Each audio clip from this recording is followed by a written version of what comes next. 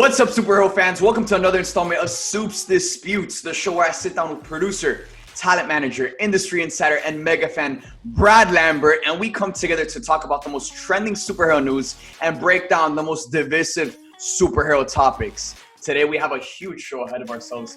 As most of you guys know from the news that dropped this week, so much news dropped in this week. But right before we get into breaking down this news and debating these topics, make sure to engage with this content, guys. Remember, the point of this show isn't just for me and Brad to have a conversation. The point of this show is for all of us to join the conversation and converse and talk about superheroes, the things we love, and debate the most divisive superhero topics. So with that being said, make sure to engage with the content, whether it's in the comment section over here on YouTube or duetting the content over there on TikTok, whatever the case may be, make sure to engage and join us in the conversation. Now, without further ado, getting to the first main topic of today, Brad, we have some new changes coming to Spider-Man PS5. Miles Morales and the PlayStation 5 are a couple months away from finally getting in our hands. And with Spider-Man Remastered coming to the PlayStation 5, there's going to be a couple of changes. They announced this week that with Spider-Man PS5 Remastered, the amazing Spider-Man suit is going to be added in the game. Shout out to my boy Andrew Garfield. Finally. They released the first screenshot of what that suit is going to look like in the game. And then they recreated the iconic ending of The Amazing Spider-Man. So to a T. Perfect. And then the bigger piece of news is that they're changing the facial model for the character of Spider-Man in the Spider-Man PS4 universe. This was the biggest piece of news out of all of this. Fans are outraged. People are rioting. Death threats are being sent. And before me and Brad get into talking about this stuff, I just want to make it very clear, guys, that whether you like the new facial structure or dislike it, sending death threats to Insomniac Games, the people that brought us the greatest superhero game of all time. Unacceptable. The people that have constantly listened to the fans time and time again, giving us things like the Raimi suit for free. If it was any other developer, they would have charged a solid $20 for you to be able to purchase the Raimi suit. And guess what? From one day to the next, you woke up and that Raimi suit was in your inventory for free. Insomniac Games has proven to be one of the most giving game developers I've ever seen in my time covering all of these games. So sending death threats and, threatening the people behind this game is just flat out disrespectful. Ridiculous. It's a disgrace. And we're better than this. Exactly. It's not that serious. We have the game. Half the time Peter's going to be in his suit anyway, so stop the nonsense. Enough. And man, with a game like Spider-Man PS5, where literally the tagline of the game is "Be greater." Ladies and gentlemen, there you have it. Please be greater. Now, Brad, let's get into breaking down these updates. First, we got the Amazing Spider-Man suit. They released a screenshot recreating, of course, the ending of the Amazing Spider-Man. The suit looks freaking amazing. What are your thoughts on the Amazing Spider-Man suit coming to Spider-Man PS5? It's perfect. There's really nothing else that needs to be said. It looks fantastic. They recreated that scene, as you mentioned, and I'm excited. I can't wait to play with it. Same here, dude. I mean, I feel like the Amazing Spider-Man suit is just, when it ranks amongst the other Spider-Man suits, it's definitely so underrated. Like, I feel like this suit is one of the most grounded Spider-Man suits ever, because you look at every single part of the suit and you know how Peter made that. You know how he made the lenses by taking sunglasses and applying them to the suit, by making, the web shooters out of watch wristbands. The suit is so homemade, and I just love that. And again, with Spider-Man PS4 adding this suit into their remastered version of the game, again, it just adds that extra feeling to the game that now you're able to play as Andrew Garfield's Spider-Man. It was the only suit lacking for the most part. Yeah. And to me, I was wondering why. But I was happy to see that it's joining the franchise here with this next update. And Brad, you know me, the biggest Andrew Garfield fan on this planet. Yes, I was ecstatic when I heard this news, because in Spider-Man PS4, when you're using Tom Holland's Spider-Man suit, you're playing as Tom Holland's Spider-Man. 100%. Which is why I use the Stark suit 99% of the time. but I love the Far From Home suit. So Yeah. I probably use that a little bit more, actually. Yeah, me too. The Far From Home suit, that's my favorite Spider-Man suit of all time. I agree. Dude, I've been grinding the Far From Home suit. I literally went back to play Spider-Man PS4 Yeah, with the Far From Home suit. 100%. Me too. Yeah. So it just adds that extra feel that you're playing as Tom Holland's version of Spider-Man. We also got that with the Raimi suit and playing as Tobey Maguire's version of Spider-Man. Now, on the PlayStation 5, with the game being so much more interactive with the controller and with all of the updates with graphics and just the advancements in technology that comes with the PlayStation 5, I could not be more excited to finally get the feeling of playing as Andrew Garfield's Spider-Man with the remastered version of Spider-Man PS5. Hey, the ray tracing, we saw that in some of the images that they put out, the reflections in the glass and on the cars and in the puddles in the street. Like, it's I'm excited to see everything in its full HD 4K glory. So, I think it's even going to be better in Miles, obviously. So, I'm excited, man. We're in for a real treat. And that's the beautiful thing about all of this is that in the month of November, we're getting Miles and Spider-Man PS5. 2 Spider-Man games back to back on the same day. Sign us up. And also, correct me if I'm wrong, we'll be into the first week or two of Mandalorian, right? Yeah. And WandaVision at the end of November, correct? Yeah, WandaVision's early December. It's early December. So regardless, we're in the end of the year, which has been the shittiest year. I think anybody can attest to that, but it'll be a nice ending to it, that's for sure. So thank you to Marvel and Disney and Star Wars, obviously. For sure. And now, again, one of the biggest updates with this new version of Spider-Man PS on the PlayStation 5s is that they've changed the character model for the character of Peter Parker. Now, Brad, I'm going to be honest with you here. I do not like the change one bit. Am I okay with Insomniac doing and do I respect their decision to make that call? Of course. Whatever Insomniac decides to do and whatever they feel is right for their game, I am fully behind them 100%. But I just don't think this is a good change for the game because Spider-Man PS4, it was so amazing and it was so iconic. And Peter Spectacular. Parker, yeah, I think, dude, I honestly think that version of Spider-Man is for sure in the conversation for one of the greatest versions of Spider-Man we've ever seen in all forms of media. And because he was such a great Spider-Man, because we grew so close to that version of Peter Parker, we attached that version of Spider-Man with a face, with the way he looked. And now that they completely changed the face and stuff, I feel like it doesn't feel the same. It's not going to feel the same because it's a completely different face that you're identifying to this version of Spider-Man. It almost feels like, what if they recasted Robert Downey Jr. from one movie to the next? You can't do that. Exactly. You can't do that. It's unfathomable because Robert Downey Jr. is Iron Man. Well, in my opinion, in this Marvel Games universe, John Bubniak, the original character model or character actor for the character of Spider-Man in the Spider-Man PS4 games, that was Spider-Man. And now they've completely changed that. And I understand their decision. But with the new character model, it's obviously very young. When this Spider-Man is supposed to be in, 23, mentoring Miles, it's very obvious that they're going for a more of a Tom Holland kind of look to resemble the movies, which I don't have an issue with. Tom Holland's a good-looking guy. Do you? Yeah, dude, I don't have a problem with Tom Holland. Tom Holland's my boy.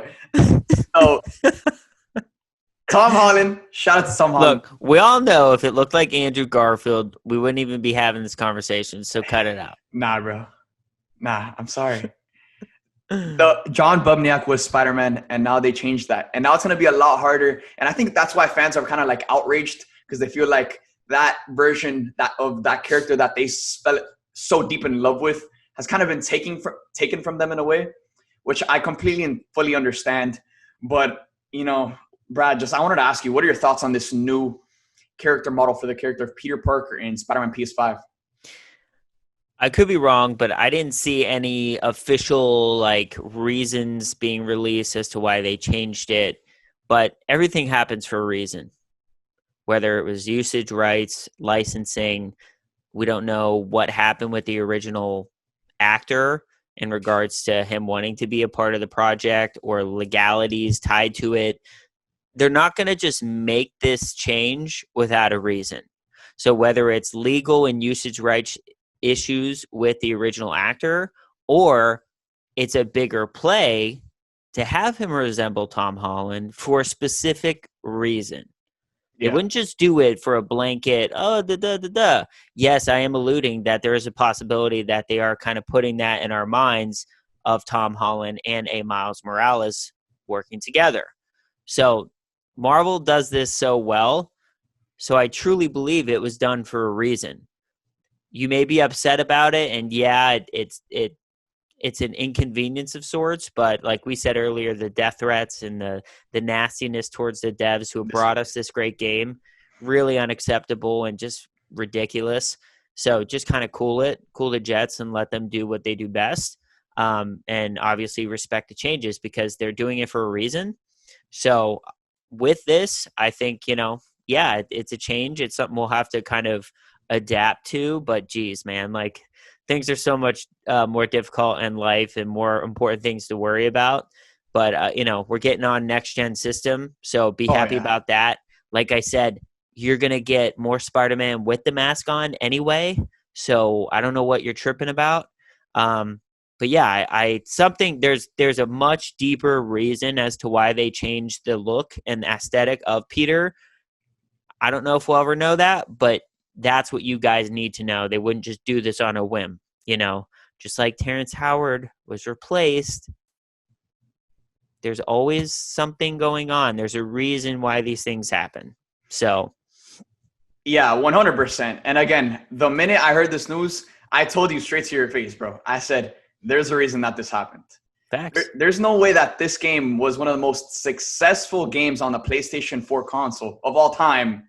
And then they're just going to completely change the face of the main character of the game. Yeah. There's definitely a reason behind all of this. 100%. And regardless, the way that the character of Peter Parker looks in this universe is peanuts compared to us actually getting a Miles Morales game, us actually getting a sequel to Spider-Man PS4, and then them continuing to expand on this game, making it better with the PlayStation 5. They didn't have to do any of these updates at all going into the PlayStation 5. Exactly. So we're getting a Miles Morales game at launch. We're getting Spider-Man PS5 remastered at launch. And then on top of that, behind the scenes, they're working on the sequel to Spider-Man PS5.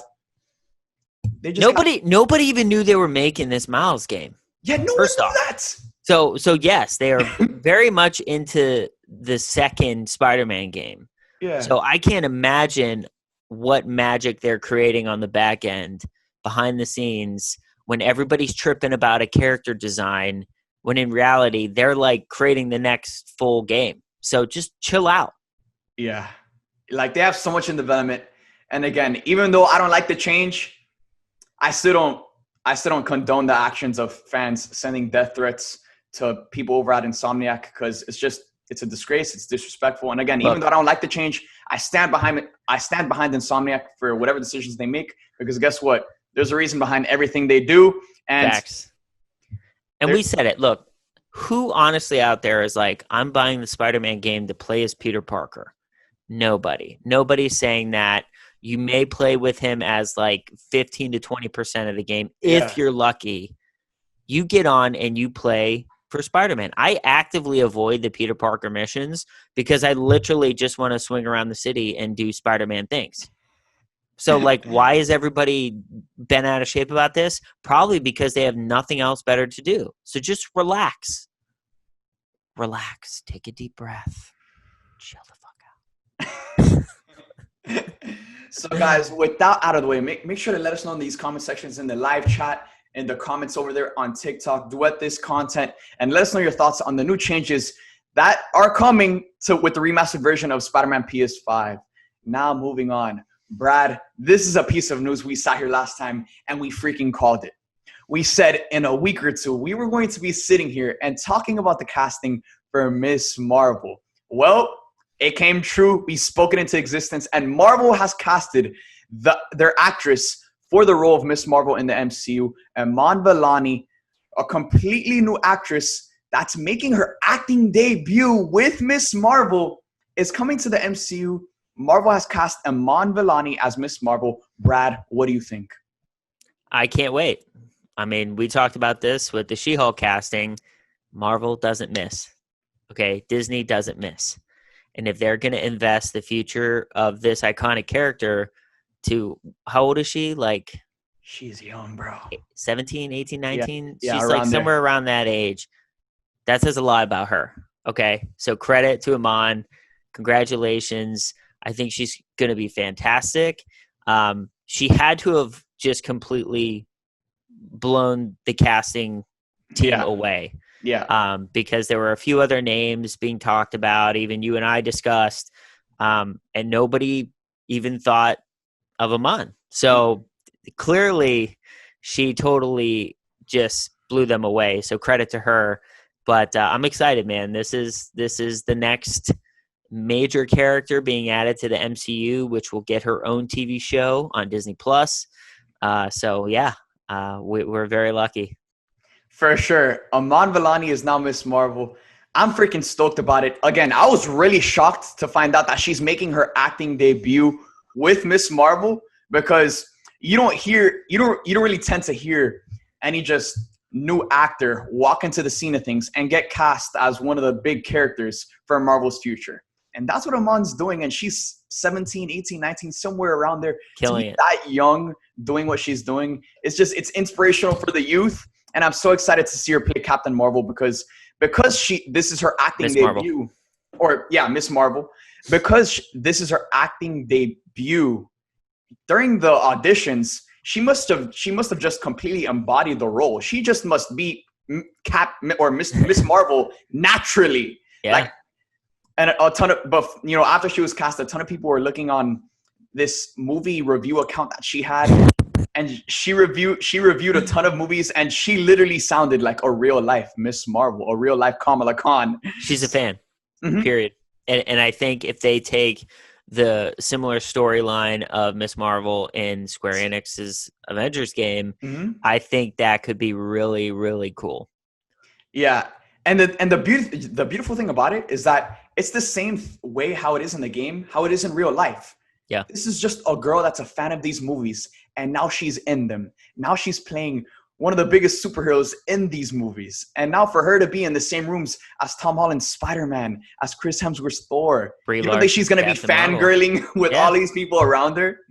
Well, we talked about it too. We obviously know there's a huge tie between Miss Marvel and Captain Marvel. Exactly. Come on, we got to get Brie Larson in that show. She has to be in the show, bro. Has to happen. So, but here's my thing too, with the slate that's coming out and the events of Endgame, is Miss Marvel an effect of what happened in any of these projects? So Endgame, WandaVision, Loki. Is she a result of what transpires in these shows and films? You know what I mean? Like, think about it. Like, an accident could happen, something could happen that transforms her and gives her abilities. So I don't know. Once again, it's Marvel, so we're in for a treat regardless. And that's the most interesting part about I find about the Miss Marvel show, is that Miss Marvel, she ain't a regular superhero. She's an Inhuman. She's more leaning towards the X-Men, the Inhumans, more towards that territory, which we know is coming to the MCU. Facts. So with this character getting her own Disney Plus series, this could be our first piece of content that brings us in the direction of the X-Men, that brings us in the direction of the Inhumans if Marvel decides to bring them back. So that's my question. Do they label her as an Inhuman or a mutant? That will be the deciding factor in the direction that they're going, or at least a heavy tell to the direction that they're going. Yeah. So either way, I think we come out a winner, so I'm excited, man. It's the young Avengers that they're kind of assembling. Yes. You see everything that they're kind of putting in place. We already have the Haley Steinfeld, casting is Kate Bishop. There's so much good stuff that we've seen kind of floating around. Moon Knight still has to be announced, which I wouldn't be surprised if that's done by the end of the year, so maybe sooner, October, November. But either way, man, like we talked about it a month ago. We're like, what's the future of the MCU look like? Well, a lot of people counted them out, but that was a mistake. Fact. And ever since DC fandom, it feels like Marvel just sat back and went, DC, you wanna enter the arena? You wanna play ball? All right, we're just gonna start dropping news every single day until the end of the year. Yeah, Marvel's like, that's cute. Yeah, because in the middle of these past couple of weeks, we've gotten Kang casted, She-Hulk, Miss Marvel. We're about to talk about Electro. Jamie Foxx's Electro coming to Spider-Man 3. Marvel has been coming with some freaking huge news. If they announced this at Comic-Con, bangers, yeah, the world would have exploded. Yeah. But now, but here's the thing, though. They're not done. That's the scary part. They're not done. That's the scary part. People think, they're dropping all their big bombs now. What if they're not? What if they're still sitting on just outrageous news that would just shake everything up? And that's what's exciting about Marvel, is they're not just going to throw all their chips on the table at once. They're just going to sit back and just feed us. Yeah. As if we're got to keep us hooked, man. Got to keep us hooked. For sure. So again, with that being said, it just leads right into the next topic, which is the biggest, most shocking piece of news I've heard in a while. Brad literally called me as I was reacting to you guys with the Supes Disputes premiering on YouTube. I got a call in the middle of the premiere. Brad called me and said, "Bro, did you see this news?" And I was like, "What?" And he told me, Jamie Foxx's Electro is coming back for Spider-Man 3. And I sunk into this chair because what? We thought we were going to get our Kraven casting, and Kraven's still coming. I want to make that very clear. But Jamie Foxx's Electro coming to Spider-Man 3 was the most piece of shocking news I've heard in a while. No pun intended. Pun intended. Pun intended. So, Brad, I want to ask you, what were your first initial thoughts of hearing that Jamie Foxx is coming back as Electro in Spider-Man 3? Multiverse. Period. There's no way to say it any other way. There's just not. I mean, now how they execute the whole multiverse thing, that's TBD. But we know Doctor Strange in the Multiverse of Madness is coming. We know that's coming. We know WandaVision is going to be bonkers. We know Loki is beep-bopping around everywhere because he has the Tesseract. So everything could get messed up between those titles alone, not to mention what happened in Endgame. So it's 100% the multiverse. If they casted Electro and it was a different actor, I wouldn't be talking about the multiverse. But we know what's already on the table, and the fact that they're going to bring him back, 100% the multiverse. I don't know how. I mean, tell me how else this could be perceived. Yeah. Again, when I heard this news, a bunch of people were saying, "Oh, they could just be doing the same thing they did with J.K. Simmons and J. Jonah Jameson." But guys, I don't think they bring back Jamie Foxx's Electro to just have him play a new version of Electro. There's history behind the actor and that character.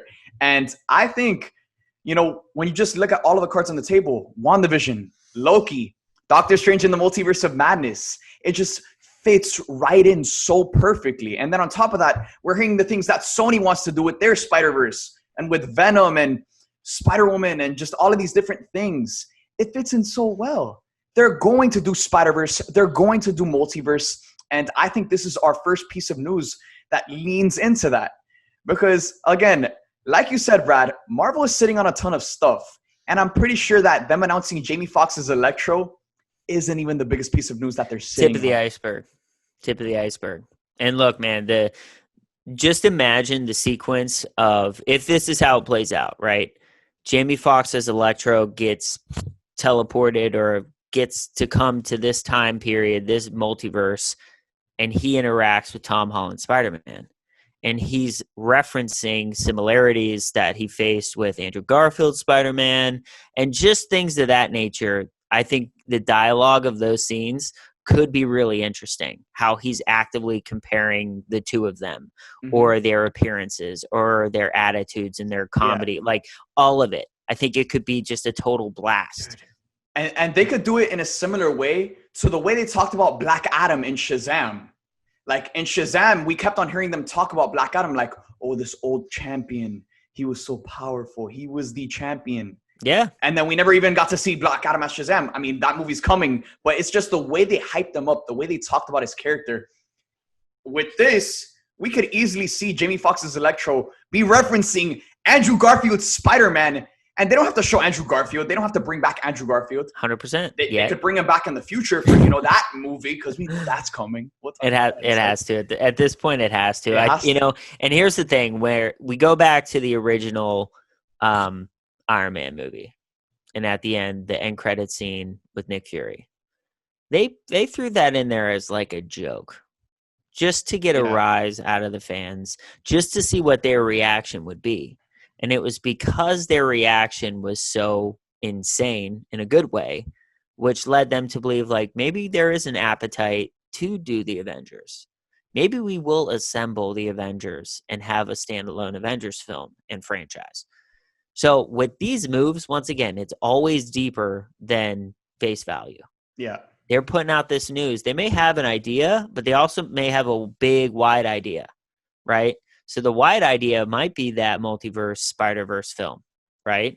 Which I think anyone in their right mind knows that would just break all the records at the box office. Facts.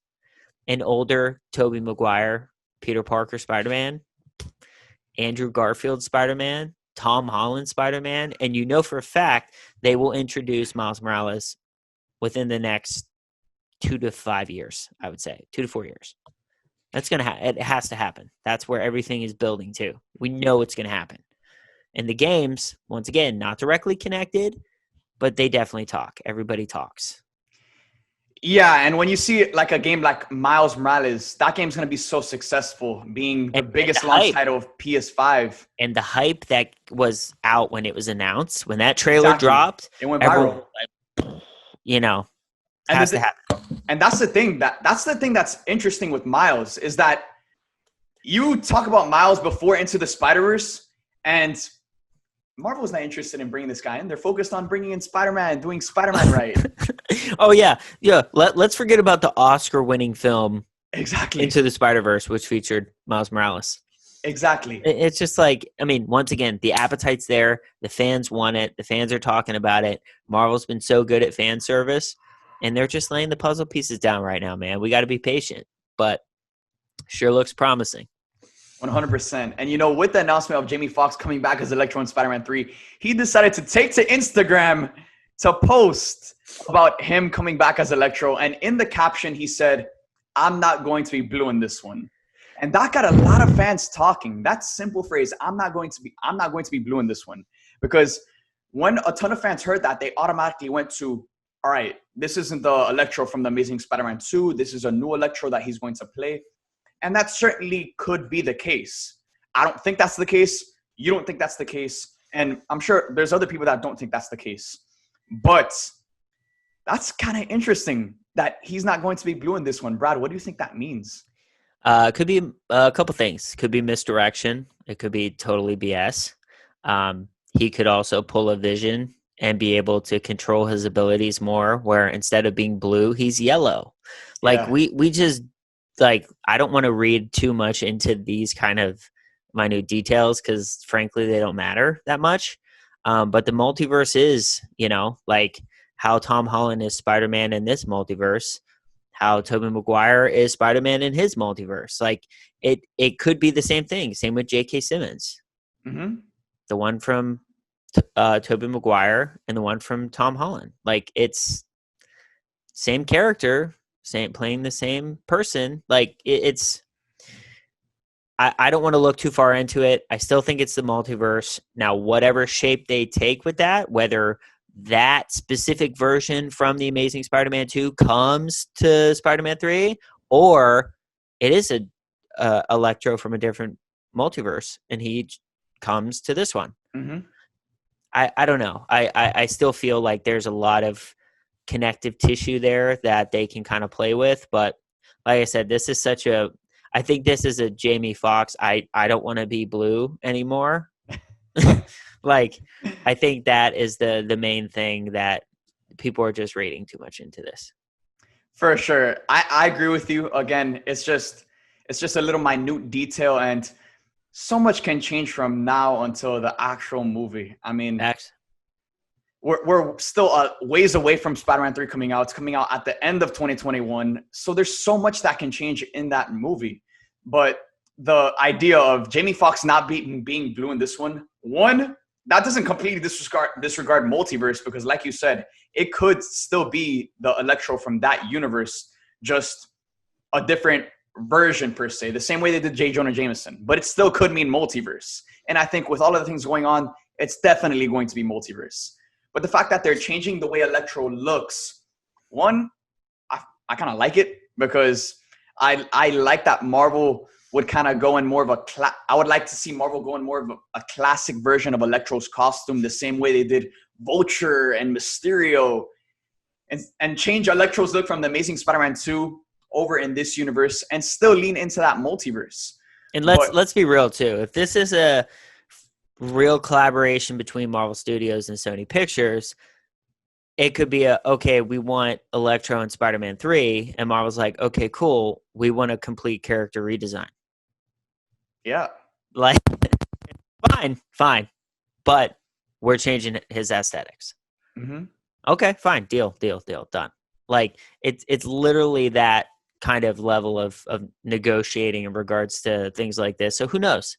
Maybe it's that. Maybe it's a different multiverse. We don't know. But I think if we didn't know the Multiverse of Madness was coming, we would have a totally different conversation and mind frame going into this. But the fact of the matter is, we do know it's coming, and we do know what's going to happen. So, yeah, between Endgame, Loki, WandaVision, I think the multiverse, I think all of it's going to be impacted in a way, especially because we just heard that Kang is coming to the MCU. So we know the ripple effects of these experiences and events that have transpired thus far and will transpire in the future. Shit's going to hit the fan. That's what we know. So like it's going to be really interesting to see what happens, but this opens up other conversations, which we talked about before, where if Jamie Foxx's Electro is coming to Spider-Man 3, does that mean Vincent D'Onofrio's Kingpin? Dude. Does that mean Willem Dafoe, Norman Osborn? Like, all bets are off. As a fan, this is blowing my mind, because now we've gotten a taste of where their mindset is. And if this is what could transpire, we're in for a real treat, man, because you can't get more iconic than Willem Dafoe as Norman Osborn and Green Goblin. Vincent D'Onofrio's Kingpin. I mean, Matt Murdock. Like, bringing Charlie Cox. Like, come on, man. Like, I would really love to see them bring, like, Jessica Jones. Like, so good. One of the top-rated Netflix shows. So damn good. Bring her in. Daredevil. Yeah. Like, there's so much they could do. It could happen. Mm-hmm. Anything's possible with the multiverse. Period.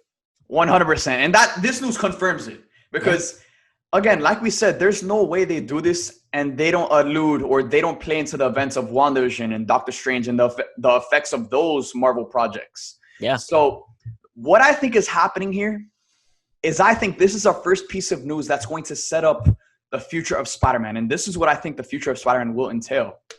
I think with the news of Jamie Foxx coming back to play Electro in Spider-Man 3, I think that's obviously going to lead into the Sinister Six.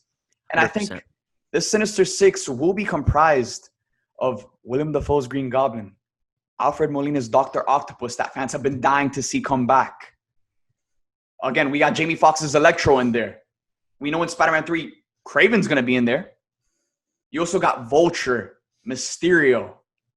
You have the Sinister Six. Well, also, not to mention like Morbius. Yeah, Morbius, Venom. Yeah, that like the universe is continuing to grow. Mm-hmm. So we're all like, yeah, the Sinister Six in some capacity is being built right before our eyes, and I can't wait to see what happens.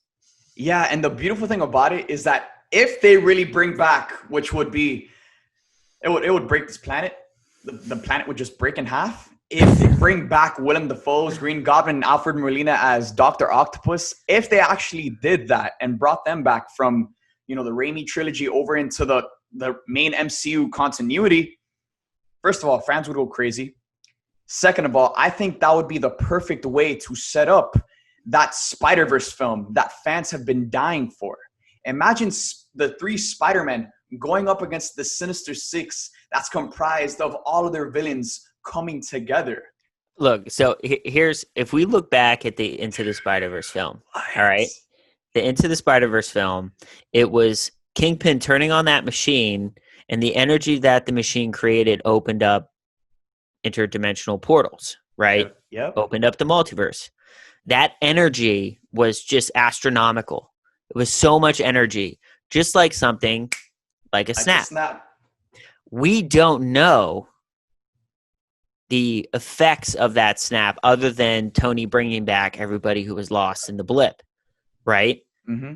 But we also don't know that maybe the snap opened up interdimensional portals. And it's not like there's going to be an announcement like, hey, I'm entering this dimension. Like maybe Jamie Foxx is already in this dimension. Yeah. Maybe all these different characters are in the dimension now. And like, how the hell did you get here? We don't know. One day, like how they explain it in Into the Spider-Verse, I was just sitting there and got sucked up into this portal and here I am. Yeah. But like it was like, once again, the snap, they always talked about the energy that was created due to that. Yeah. Could shatter interdimensional travel and allow these characters to be sucked in whether they like it or not. And it wasn't just one snap. That's what I'm saying. In a span of 5 years, there was 4 snaps throughout all of that. Thanos snapped twice, Hulk snapped, and then Tony snapped. So think about that, though. Like you said, that's a whole lot of energy.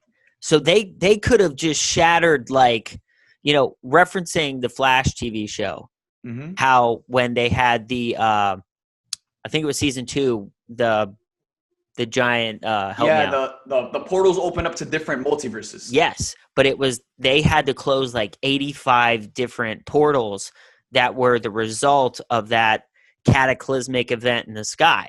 Yeah. That was due to what Barry, of course, did. And like, it was a result of that, right? Mm-hmm. So what if there are these interdimensional portals that have been created due to the fact of the 4 snaps that took place between Infinity War and Endgame? It makes a ton of sense. So much sense. And that's not even touching on what could happen in WandaVision, what could happen in Loki, and obviously the Multiverse of Madness. So like, dude, that would be insane, and it would be great homage to what happened in Into the Spider-Verse, because that's literally like the energy that machine created opened up all those portals and brought all those characters together. 100%.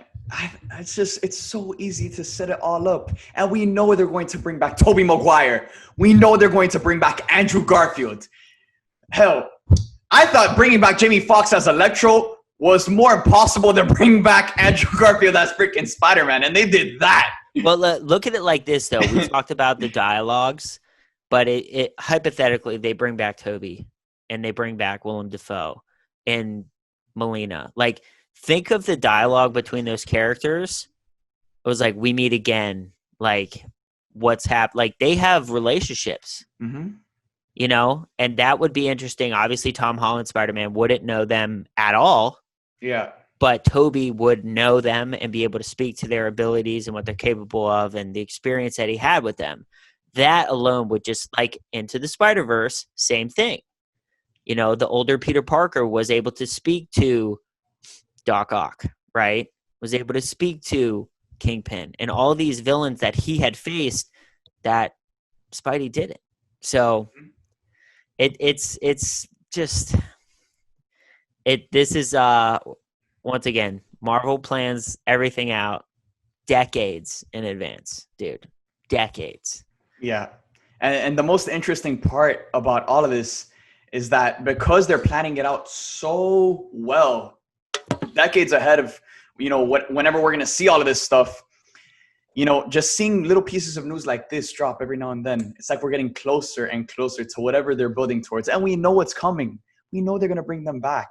And when they do, it's going to be, again, I've talked about this with you time and time again. I think that movie would be the only thing that could even come close to rivaling something like Endgame. To bring back three different generations of Spider-Man. That's what's amazing about it, though, is we have this potential Spider-Verse film in the works. Maybe. We don't know. Nothing's confirmed. But the pieces that are being laid down makes an interesting case for it. Mm-hmm. Also, we have the Young Avengers being assembled. We also have potentially Secret Wars. We also have the X-Men and the Fantastic Four coming. How could anyone in their right minds say that Marvel's done? I just don't get it. Like, it doesn't make any sense.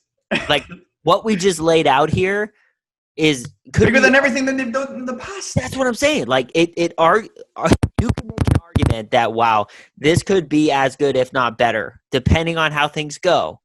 Yeah. I mean, like, this is not a downward slope by any means. At all. It's a reload, not a reboot. Okay. Mm-hmm. And that's what you need to understand. They're reloading right now. They're not rebooting. They're not restarting. Yeah, and just the idea of bringing back Tobey Maguire and Andrew Garfield for this Spider-Verse movie, I think that would be just such an amazing way to cap off their stories. Because the same way they're bringing back Ben Affleck's Batman to end off his story in Flashpoint, they could bring back Tobey Maguire and Andrew Garfield, brutally got his story cut short. My God, rest in peace. Amazing Spider-Man 3, Amazing Spider-Man 4. Rest in Everything peace. Happens for a reason. Relax. Still, bro, how I feel about my way. Andrew got cut short, bro. If they bring these guys back, just imagine bringing back Kirsten Dunst. That's what I'm saying. Or Emma Stone's Gwen Stacy. Like, you could bring all these iconic characters in their own universes back. Like, it's mind-blowing. It's mind-blowing. And again, with the we've said it time and time again, that with the multiverse, all bets are off. Anything can happen. And just this piece of news, which is something that's real, it's something that's confirmed. It's not speculation. It's not theory. Dude, it's real. Imagine the J. Jonah Jameson from Toby's universe talking to the J. Jonah Jameson from Tom Holland's universe. That would be hilarious. Yeah, it definitely would. And with the announcement of that where Jamie Foxx is going to play Electro in Spider-Man 3, in a very similar way that we know Kang's going to be in Ant-Man 3, but Kang is obviously a bigger villain who we know is going to be in more movies than just Ant-Man 3. How big of a role do you think Jamie Foxx's Electro is going to play in Spider-Man 3? I don't think it's going to be a big role. I think he will appear. I think he may have a few scenes. Once again, I think it's a bigger play to tease what's coming, more so than him being a main villain. Just like Kang, like you said, will not be the main villain of Ant-Man. It's teasing what's to come. Obviously, Kang's going to be a big bad in this next phase, so they're not going to have him be the main villain to be beaten or whatever in the first movie. Same with Electro. I think he makes an appearance. I think he makes his announcement, I'm here, whatever, to whatever extent that is. And I think that also really messes with Tom's head of like, what the hell is going on? And then, I think the focus is still on Kraven and Scorpion and whoever else they decide to throw into this bag of fun. But like we really don't know, but I really don't think he's going to have a major role in this film. See, I don't think he's going to have a big role, but I think he's going to have a bigger role than most people think. Because why would Marvel announce a piece of news like this that's as big as it is, and he's only in the movie for like a teaser scene that leads into the Sinister Six? Sony used Michael Keaton's Vulture. They put him in their trailer. We didn't know Michael Keaton was going to be in Morbius, but They dropped that bomb on us. Imagine watching Spider-Man 3 and you don't even know, and out of nowhere, Jamie Foxx's Electro pops out of nowhere, and it leads into like the Sinister Six forming or the multiverse exploding. Whatever the case may be, I think he's actually going to have, a couple of scenes. He's going to have more screen time 100%. than most people think. And I think we're actually going to get a fight scene between him and Tom Holland's Spider-Man. Remember the last time he had a fight scene with Spider-Man? Iconic. One of the best Spider-Man action sequences we've ever seen. So coming off of the action sequences from Far From Home with Peter going up against Mysterio, I couldn't be more excited to see Jamie Foxx's Electro come back, because we know those action sequences between Tom's Spidey and his Electro are going to be insane. And the technology now is superior than what it was during The Amazing Spider-Man 2. Yeah. So we really like it. It's going to be great. It's going to be great. It's going to be great. I couldn't be more excited. So, Brad, now I wanted to ask you, because there's still people doubting of whether or not they're going to bring back Toby and Andrew. As good as it sounds, some people think that it's too good to be true. So, over or under 75%, they bring back Tobey Maguire and Andrew Garfield sometime in the future for a Spider-Verse movie. I think it would be a ginormous mistake if they don't. I think it's a huge missed opportunity if they don't. Now, the only thing that holds me back from saying 99.9% sure is the fact that Marvel's not completely in control. Yeah. This is a business deal between two humongous studios. And if they can play nice and work together, I think they'll both win very big. Now, that is a big question mark, because we've already had Tom's Spidey out the door and then back and then out the door, then back again. Yeah. So like, who knows? Like if they put their heads together and collaborate, I think the fans are in for a real treat, because Spider-Man is one of the most iconic, beloved heroes ever, period. So if they can collaborate, I say, yeah, I think it's going to happen. And I think this news doesn't guarantee it, but it certainly is baby steps towards that. Yeah. So, I mean, I like the chances. When, I don't know. You do have to have the consideration that Toby isn't super young anymore. So, yeah, it'll be an older Peter Parker. So I don't think they want to wait too long, obviously. But I like the chances, especially, ask me middle of next year after we see WandaVision and hopefully some Loki and whatever news comes out of that. I think we'll be in good shape for this, for sure. 100%. I agree. I think there's no way it doesn't happen. And just for the simple fact that, you got to realize that Kevin Feige is in these rooms. Kevin Feige is in these conversations. And of course, Marvel doesn't have full control of these properties, these characters. But at the end of the day, when you have someone like Kevin Feige in these rooms having these conversations with people, deciding on the future of Spider-Man, the guy's a fan. And people, the people on both sides, they want to make money. And bringing back Tobey Maguire and Andrew Garfield to have him team up with Tom Holland's Spider-Man, that's the most money-making idea they could ever throw into those rooms. I agree. The one thing, too, also is because Sony owns Spider-Man, technically they could do this movie without Marvel Studios and Disney. I don't know if I would recommend that, because I think, like you said, anything Kevin's involved in the team over at Marvel Studios, they're the best for a reason. Yeah, and for a project that big with that many characters, with so much going on, I think they have to have someone like Marvel Studios I agree. on the back end producing that, because that's light work for Marvel. Marvel has done this time and time again. They have. They've done it with the Avengers. They've done it with Infinity War, and they did it with Endgame. And now you're talking about the Disney Plus shows crossing over to the MCU films. Like it's not easy, and what they've done over there is game changing, and they constantly do it. So, like I said, I think Sony could do it on their own, although I think that would be taking a lot of fan service out of it for the fans. Mm-hmm. So, I don't know, man. If they can play nice and collaborate and and really go all in for the fans, I think the fans will go all in for them. 1000%. And from the looks of it, it's looking good. It looks like Marvel and Sony have continued to make money doing what they do best. And it from looking at it from the outside, it looks like the relationship has gotten better over the years. You know, back in July, we were all freaking out when Tom Holland's Spider-Man was ripped from the MCU. And very quickly, he was put back in. They came to an agreement. And now Tom Holland's Spider-Man with Spider-Man 3, it's going to make easily past $1 billion, which is something that Spider-Man Far From Home, that was the first Spider-Man movie to hit $1 billion.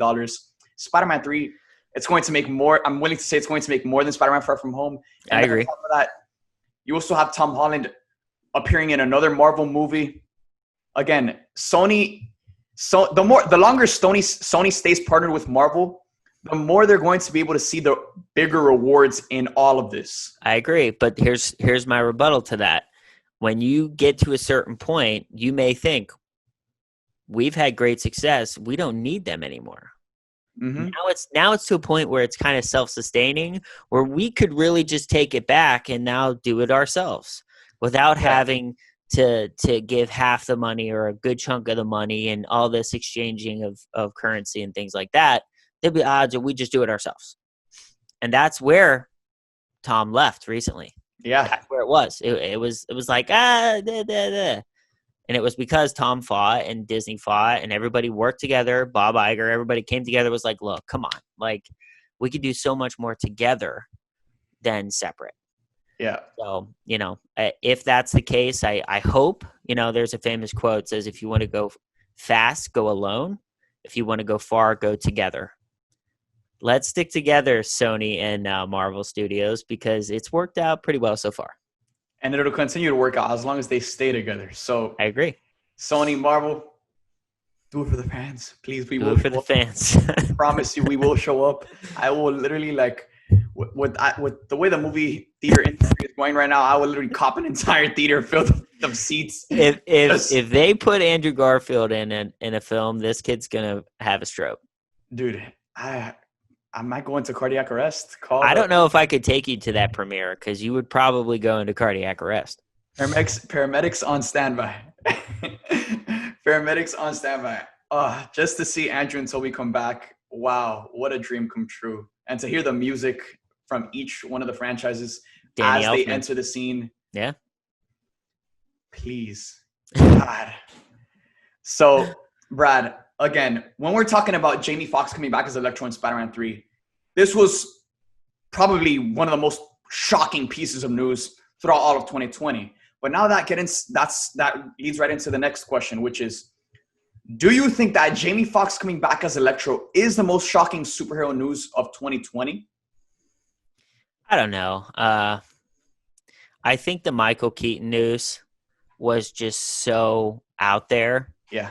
That, you know, we talked about it earlier. Ben Affleck coming back, yeah, that was surprising. Was it shocking? I don't think so. Mm-hmm. You know, because they are going to have to make that transition to get him out. So that makes sense. But a Michael Keaton appearance as Batman, I don't think anybody saw that coming. Okay? That is like Tobey Maguire coming back as Spider-Man. Yeah. That would be insane. That would break everything right there. Easily. So I think the Michael Keaton news is definitely probably the most surprising and shocking of all of them, just because that was a long time ago. Mm-hmm. Long ass time ago. And I don't think anyone had that on the bingo card. So, but yeah, I would say the Keaton news for sure. And yeah, the Electro news is Jamie Foxx is definitely up there as well. So, yeah, I think I'm going to have to agree with you because these two pieces of news they go hand in hand with each other. Flashpoint is going to be DC's version of In the Multiverse of Madness. In the Multiverse of Madness is going to be Marvel's version of Flashpoint. These are going to be two movies that, very similar to the way Batman vs. Superman and Captain America Civil War were going head-to-head, Flashpoint and In the Multiverse of Madness are going to go head-to-head. And for them to bring back Michael Keaton, the original Batman, to be the new Batman in the DC universe moving forward beyond Ben Affleck's Batman, that was just such a shocking piece of news because we all thought in our heads, all right, Ben Affleck's gone. So are they just going to wiggle Robert Pattinson into this universe somehow? That's obviously not going to be the case because Michael Keaton is coming back and it looks like he's here to stay. And Michael Keaton is just killing it. He's playing on both teams right now. He's going to be Batman over there at DC, Vulture over here at Marvel assembling the Sinister Six. Michael Keaton is playing for both sides right now. But I still think this Electro news is probably more shocking than the Michael Keaton news. It has bigger potential. That's what I'm saying. Just because what it means for, again, if we're talking about Electro coming from the Andrew Garfield Spider-Man series over to the Tom Holland series, if we're talking about that, we're talking about multiverse. And all the bets are off because then they could bring back Andrew Garfield Spider-Man, Tobey Maguire's Spider-Man, the villains from the Tobey series, and they could do so much. So I think this Electro news is the most shocking news of superhero news of 2020 just because of what it means for the future of Spider-Man. Whereas Michael Keaton, yes, that was shocking. Yes, that was crazy. No one expected that. That came out of nowhere. But, all right, he's going to be the next Batman and train Nightwing, Batgirl, be a mentor figure for other heroes in the DC universe. That's not really as exciting as the idea of Tobey and Andrew coming back. I don't know. I honestly don't know how involved Keaton's going to be. To me, it sounds like it could be more of a Flash goes back in time and he runs into that version of Batman. Mm-hmm. I don't know if he's going to be the Batman moving forward. I think it's a fan service moment and obviously in line with the whole Flashpoint thing. Yeah. So I just want to clarify on my end, like I don't think he's the guy moving forward. But who knows what happens with Flashpoint? Maybe Pattinson does come to that universe. Who knows? But yeah, that is going to be a cool little fan service moment among others in that Flashpoint film. But I agree. The Electro news is a bigger piece. Yeah. Yeah. It's a piece of news that just fits the bigger picture. And that picture, it's huge. Everything. It's everything we've ever wanted to see on the big screen and more. So guys, let us know with all the things we talked about today. Let us know in the comment section. Let us know in the live chat. Let us know in your duets over there on TikTok. Make sure to duet this content and join the conversation. Join us as we talked about the updates coming to Spider-Man PS5 Remastered, the casting for Ms. Marvel, and Electro coming to the MCU in Spider-Man 3. With that being said, thank you guys for tuning into Supes Disputes. Brad, any final thoughts before we end today's episode? Just be kind. Period. Be kind to yourself. Be kind to others. As always, guys, thank you guys for tuning in. We love you 3000, and we'll see you guys next time.